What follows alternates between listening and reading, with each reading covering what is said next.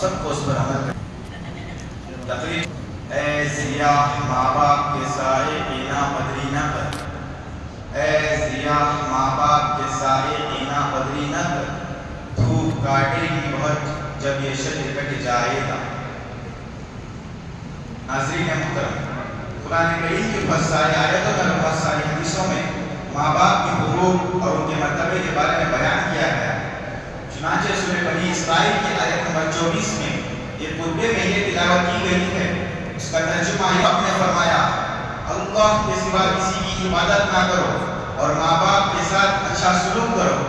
اگر تمہارے سامنے تمہارے ماں باپ میں سے کوئی ایک یا دونوں بڑھاپے کی عمر میں پہنچ جائے تو ان کو اف بھی نہ کہو، ان کے آگے نہ جھڑکو، ان کے آگے عاجز کا بازو جھکا دو اور کہو اے پروردگار ان دونوں پر رحم فرما جیسے کہ انہوں نے مجھے بچپن سے پالا.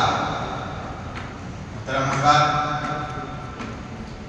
ایک حدیث میں حضرت محمد رضی اللہ عنہ فرماتے ہیں، ایک صحابی حضرت محمد صلی اللہ علیہ وسلم کے پاس آئے اور فرمایا، اے اللہ کے رسول صلی اللہ علیہ وسلم، ما حق الوالدین، ماں باپ کا کیا حق ہے؟ حضرت صلی اللہ علیہ وسلم نے فرمایا، ہما جنتک وما نار، وہ تمہاری جنت بھی ہے اور دوزخ بھی. اگر تم ان کی فرما برداری کرو گے تو جنت کے حقدار بن جاؤ، اگر تم ان کے ساتھ برا سلوک کرو گے تو دوزخ میں جلنا پڑے گا.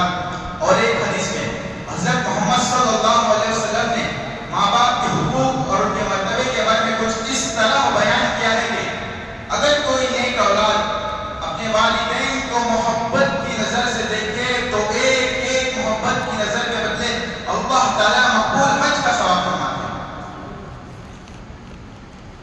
صحابہ اکرام نے فرمایا، اللہ کے رسول اگر کوئی اولاد ایک نظر سے زیادہ دیکھے تو کیا ہے؟ حضرت صلی اللہ علیہ وسلم نے فرمایا، اللہ تعالیٰ کی عطا اور ان کی بخشش تمہاری سوچ سے بڑھ کر ہے. محترم حضرات، غور کرنے کا مقام ہے کہ ماں باپ کو محبت کی نظر سے دیکھنا کتنا بڑا ثواب ہے.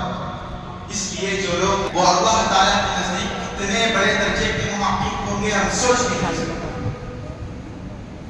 اس لیے اپنے والدین کی زیادہ سے زیادہ خدمت کرنا اور ہر وقت ان کی خدمت میں جڑے رہنا چاہیے، کیونکہ حضرت محمد صلی اللہ علیہ وسلم فرماتے ہیں، رضا ربی رضا الوالدین وسخط ربی فی سخط الوالدین.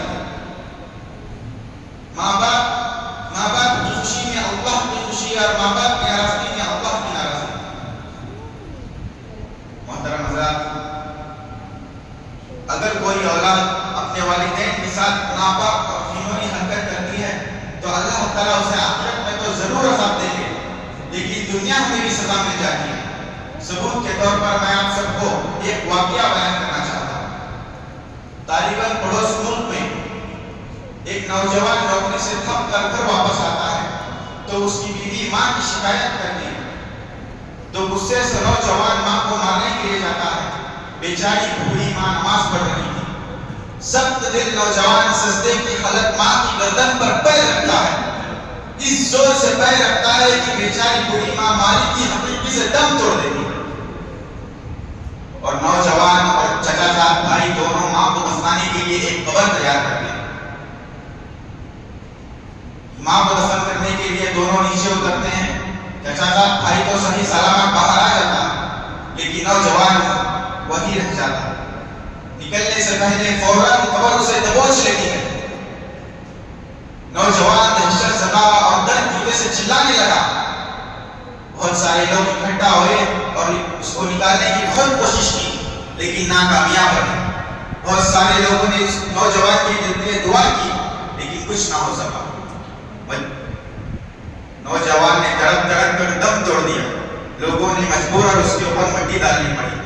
جب اس کی بیوی کو پتا چلا تو رو رو کر بیان کرنے لگی کہ دوشی اور خطا کار تو میں ہوں، میں نے ہی ماں کے خلاف زہر اگلا تھا. آدمی کے پاس سب کچھ ہے لیکن ایک تنہائی آدمیت نہیں. وما علینا الا البلاغ.